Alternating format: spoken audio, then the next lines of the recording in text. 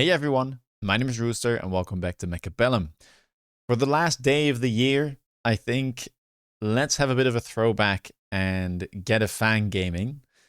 It's been over a year, end of 2023, since Fang gaming was really a thing. You don't see that often anymore, but every now and then you get the opportunity to play it, and even at high MMR it can work. So in this game, I'll be facing none other than Math is Might, one of the best 501 players, also one of the players with the most games played this season. So very strong opponent. And he is going for aerial specialist here with the Arclight and Storm Opener.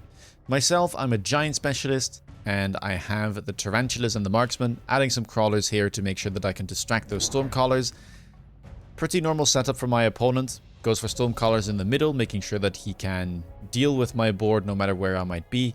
It is quite likely that I will play aggro. Spiders, in my opinion, are not that great into long-range fights, so usually they will be played more aggressively near the line. My odds here I don't think are fantastic. By the way, Stormcallers tend to win out against the Tarantulas. My opponent also has triple Arclights to make sure that the Crawlers are not a problem. So, yeah. I'm expecting to lose the first round, but then I can make up for it in the subsequent rounds by buying, you know, a bit more chaff and also eventually having money for techs.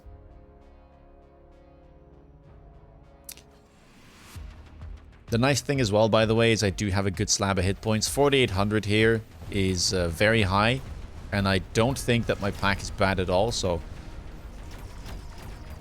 pretty comfortable with the situation I'm in. Marksman doing a good job there of locking onto the Arclight, but they have already completed their job. Only 2 Arc Crawler packs, and they were in the front, so not a big deal. Other Tarantula here is making its way to the tower, and maybe we'll get a debuff. Looks like that will be the case. Marksman cleaning up the Arclights, and the Spider is doing a good job with the first pack of Stormcallers. I doubt we'll be able to win this, as the debuff will wear off eventually, and yeah, the Tarantula will die. But my Marksman takes out one of the Storms, and that's not a bad result for round 1. Round number 2, we get Quick Teleport, Haste Module, and Redeployment as the cards that I might consider picking. Haste Module could be good on the Tarantula. The extra speed, definitely worthwhile against the Stormcallers. Redeployment this early on, though, can allow for a lot of shenanigans and cheeky plays during the game. And Quick Teleport is kind of same in that way. Usually when I play Tarantulas, I do want to put some on the flanks. So you can see me taking my time. I end up going for the Haste Module after all, valuing that speed. And my opponent here goes for the Stormcallers, or redeployment on the Stormcallers, making sure that he is properly situated in front of my board. Goes for a cheeky Fang play, or Wasp play. The Fangs are not on the board yet. Wasp play on the left tower, but I have played into these type of boards many times, and these jump drive Wasp or Wasp towards the tower plays are quite common on round 2, and so I play around it.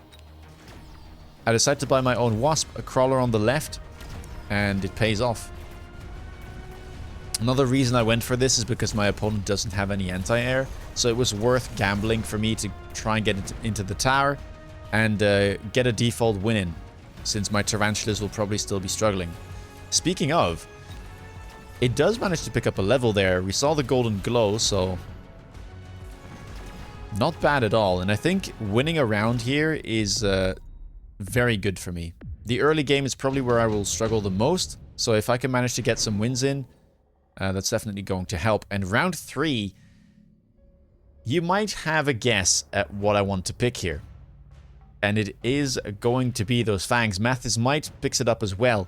The thing about these Fang packs, and just chaff packs in general, is that you don't see them as often, because usually people will have Fangs or Crawlers on the board already, so they don't show up. But when both players don't, every now and then a pack like this shows up, and the value of this is crazy, right? 4 deployments, and all Fangs are level 2. That is definitely a way to start the Fang gaming. I do take a little bit of time because obviously there's other considerations here that I could go for.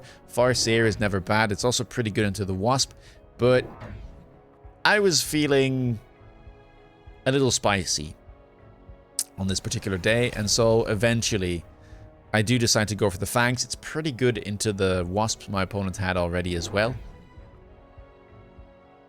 And so yeah, both of us here going for the Fangs. Put myself back in my usual spot.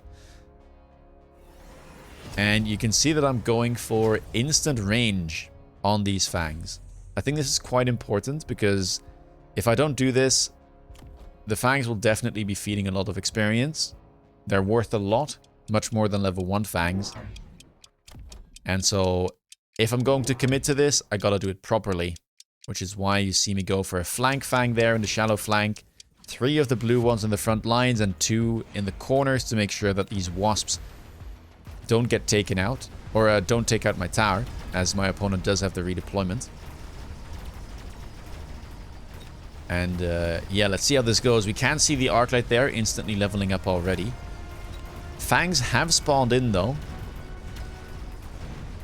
They're doing a decent job, but we're getting a bit distracted and not going for the tower. At least I have 5 crawlers there going for the left tower. A debuff would be very helpful right about now. And it will come through. This will allow these Fangs to farm up a little bit and make sure that I don't take too much damage on round 3. It's fine to lose here because I am still in the process of setting up. Obviously, my board was not necessarily built for Fangs. And I'm making a transition here. And yeah, by the looks of it, I will be losing this. But it's only a marginal loss, and I do have those that high HP total to start off with. Round 4, bunch of good items here. Improved firepower control system. That's what I decided to pick up. Could have also picked up the portable shield if I wanted to go for a bit more of a tank. My opponent, though, picks up the incendiary bomb and unlocks the oil. This is one of the biggest nightmares for Fang players.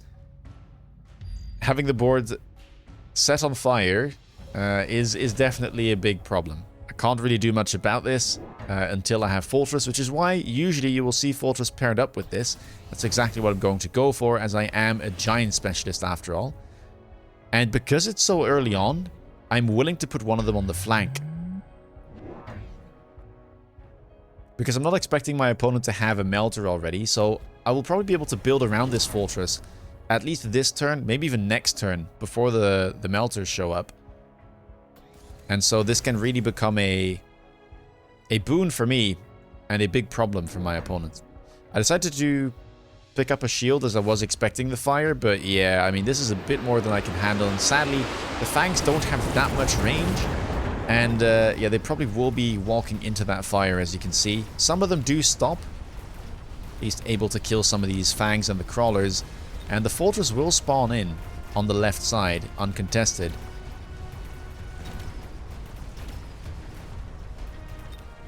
Opponent went for range on the Arclight there. And that certainly will be paying off. Again, if he can kill my Fangs, they give away a lot of experience. But I still have 1 Fortress, and depending on whether or not we get debuffed here, this might be able to farm up somewhat. Stormcallers, though, would be a real pain to deal with. And yeah, I think debuff here will end up happening. Fortress has locked onto the tower. Maybe it can power through. The Arclight dies in the fire, which is very nice for me. But the Stormcallers are still alive, causing problems. I do manage to get that debuff. And if you look at the Fortress, it's managed to get enough experience there to level up next turn. We can speed up the process here a little bit. And yeah, Fortress doing a good job. Cleared up almost everything. I don't think it will win against these Arclights. Doesn't quite have the hit points and is getting outranged. But considering that was a double spell turn, not too bad, I would say. Here on round 5, nothing interesting for me. So both of us decide to skip. And yeah, I immediately decide to invest into my Fang Fortress board, picking up that level and instantly clicking Barrier. It's an expensive turn, but I can sell out of my Tarantula, and that'll give me enough to still be able to get my 2 deployments down. I get a new Fortress here to defend these leveled Fang packs on the front line, and I get another Fang pack as well. Starting to get to the point where I have got all the Fangs I need for this game. And what you'll see me do is that I put a Fang here on the left side. I believe that during this game I actually wanted that to be a crawler, because the reason I bought this is to prevent a melter from insta-locking the fortress.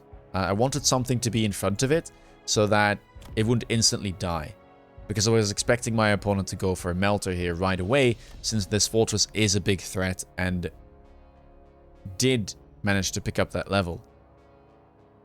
However, opponent here is still thinking.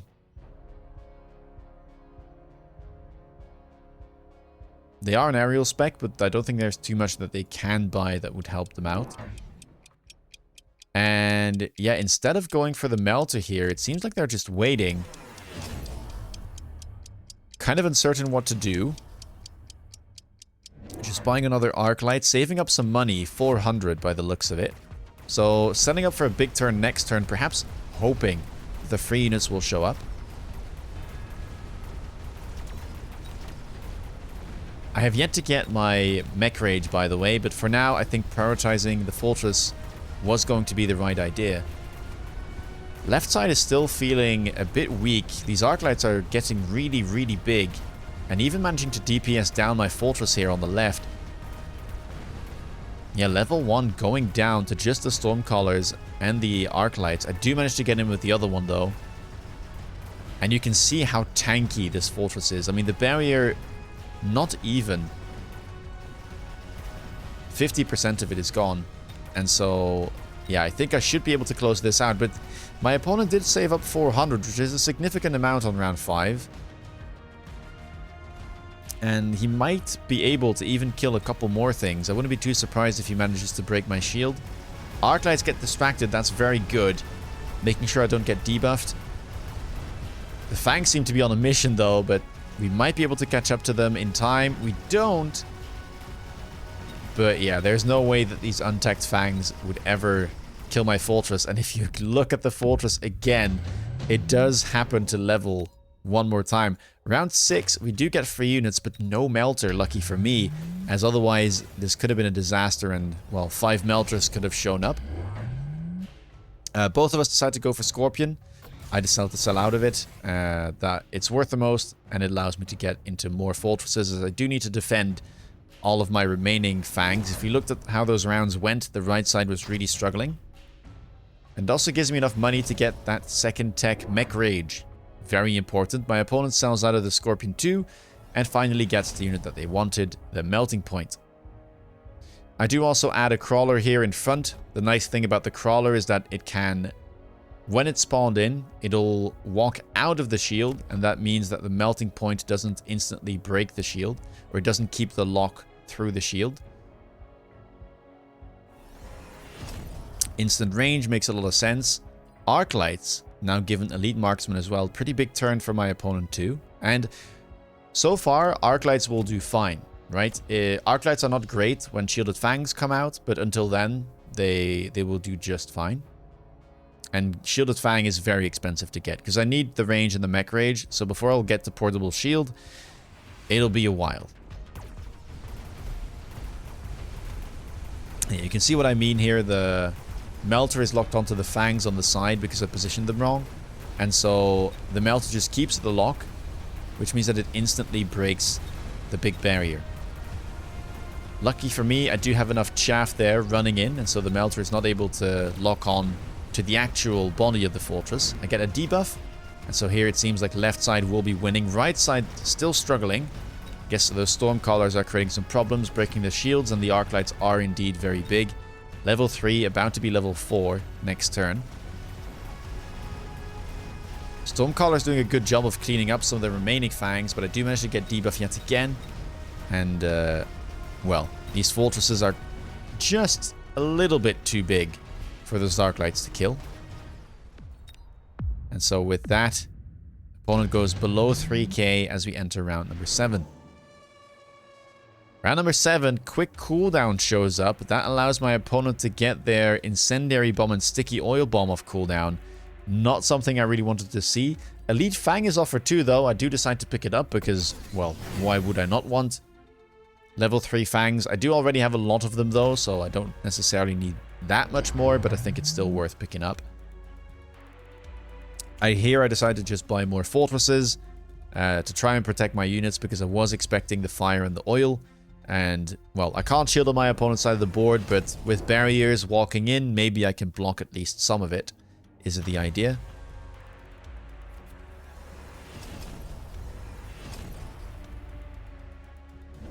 And yeah, I add 2 more fortresses on that side of the board. And I think I also added another Fang. Opponent, though, not slacking either. Already loaning. Temp range for the both of us. Temp speed, very important for me. Allows me to walk forward, so again, block more of that oil. And also means I'll get to the tower a bit quicker because my units are in a disadvantage here in terms of range, right? The Fangs, low range. The fortresses also never will be able to compete with those melters. And yeah, opponents here already going for the EMP as well. And that works out really well for them as it breaks the shields, which means all of the fire lands. And yeah, that is not a good thing whatsoever. I mean, look at these instant locks. Lock on the big fortress on the side as well. Right side instantly crumbles. All of my Fangs have burnt up. And with no chaff to distract the melters, they are deadly efficient. And so, yeah, I had a good turn last round, but whoa, that does hurt. Now, lucky for me, at least that is the fire and the oil turn done with, at least for the next 2 turns. So maybe I can close things out. Round 8, we get a 3rd rotation of free units. Fire Badger does show up. My opponent could go for something like range and or napalm if they would want to. For me, nothing here looks that amazing. I could pick Farseer. Maybe Farseer Photon could be interesting. Other than that, probably just a sell.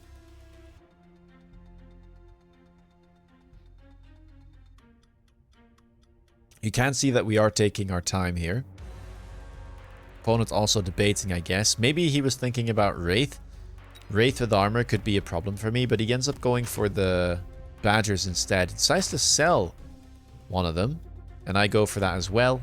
It was, I think, the most valuable pack. And, well, Badgers are not bad at distracting melting points. They're a bit similar to sledgehammers in that sense. I decided to put one on the flank here, all the way in the back. That way, hopefully, I can maybe pull this melter away from the front line, and that could give me enough time to move in and get a debuff. And when this happens, I immediately thought, okay, the Fangs are already where they're supposed to be. The only way that I'm going to win this is if the fortresses get off the ground. So let's immediately triple tech. We go range and overload, get that additional range, but importantly, get the additional heavy DPS with the launcher overload, and make sure that we get in. I add crawlers here to the shallow flank as well to make sure that the EMP doesn't go straight for my shields. And the nice thing as well is that these level 2 fortress barriers can usually tank a EMP volley, and so they don't instantly break.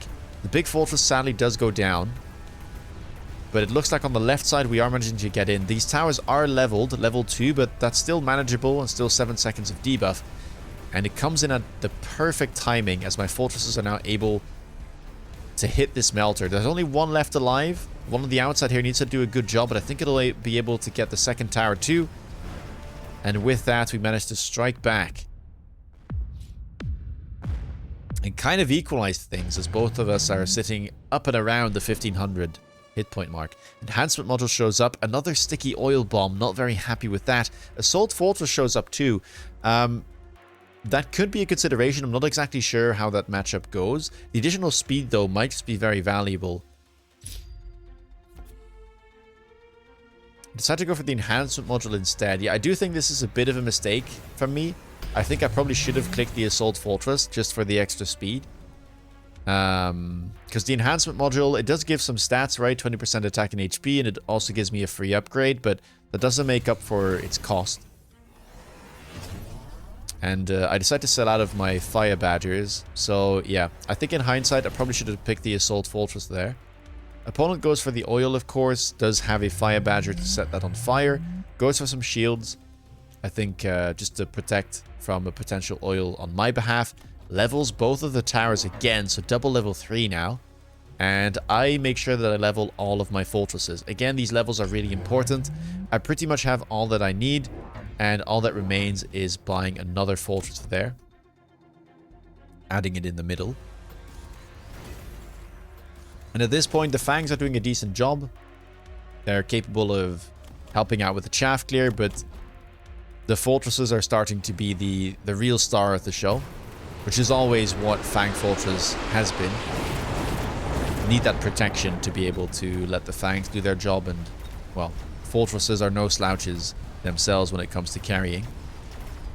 And yeah, here we are walking in. Of course, we're loaning temp speed, temp range, really important. EMP does hit some fortresses, but not all of them. And so we're managing to lock on the left. Outside seems to be doing really well. Inside's kind of struggling, but we do manage to get through that tower thanks to the level 3 fortresses. And with that, another debuff comes through. My opponent went for a third tech, energy absorption, but it's going to be to no avail, as we managed to close things out just in time before my opponent would have the oil and the fire of cooldown once more. Alright, that does it for the final video of 2024. I really enjoyed this. This was a bit of a throwback for me when I started playing the game in September of 2023. Fang Gaming was somewhat meta on aggro, and it was kind of a fun comp to play. And every now and then you'll get the chance to play it once more. If you liked this video, please leave a thumbs up. If you like playing this comp, if you force it still, even though it has fallen somewhat out of favor, let me know. Do consider subscribing if you want to stay up to date with my latest content. Check me out on Twitch if you want to see me play live. And with that being said, take care, have a lovely rest of your day, and Happy New Year. See you guys on the battlefield in 2025. Bye-bye.